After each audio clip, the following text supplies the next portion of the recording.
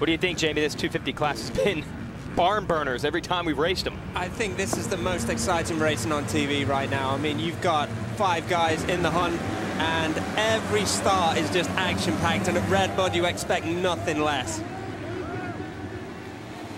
And I think that's the 38, the Frenchman. Yeah, the Red Bull KTM gets to the front. That's Musquin. I believe that's Barcia right behind him.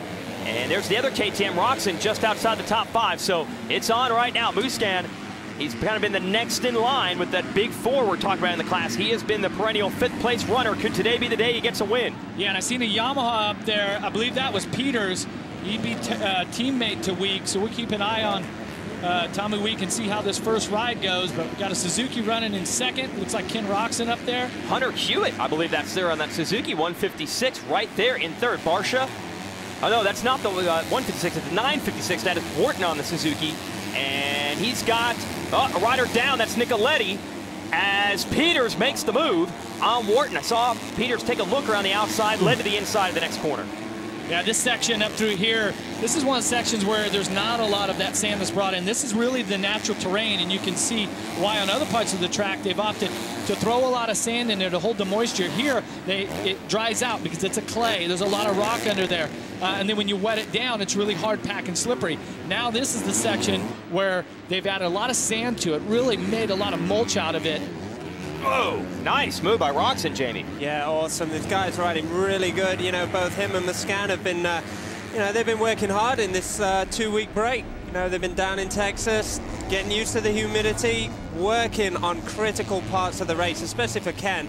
But also, you know, Musquin, he looks like he's on pace right now. Yeah, he's actually opened up a little bit of a gap. He's got Barcia chasing him, then it's Peters, and now Roxon, they're making that move on Wharton, is in 4th. And as usual, Baggett with his usual slow start. Yeah, nowhere to be seen. Oh no, he's down in 7. Anderson's just bumped him down. Yeah, it's not only just the bad starts for Baggett, but the first couple of laps he usually tends to struggle. There he is, airing out Larocco's leap. Jeff, I don't know, did we see any 250 riders do that in practice? No, so Baggett, first rider to air it out, to use the horsepower. Wow. And the jump, it's the same length that it's always been, but the takeoff's a little flatter, so it's a little tougher this year. Here it is around the outside. Roxon going to try to make a move on Peters, and Peters shuts the door on the outside. Peters is a rookie.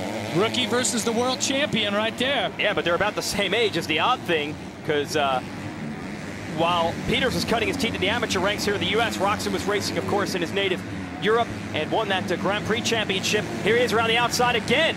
Peter's been pretty stingy with the insides. Taking the long line, Roxon, but can he get a little drive over the RedBud tabletop to the inside? Oh, whoa, whoa. Roxon skipped out on him a little there. Keep that bike straight, Jamie. He's going for it. And that's one of the crazy things about this track. It just constantly evolves. The ruts that were there 1 lap before, they've gone.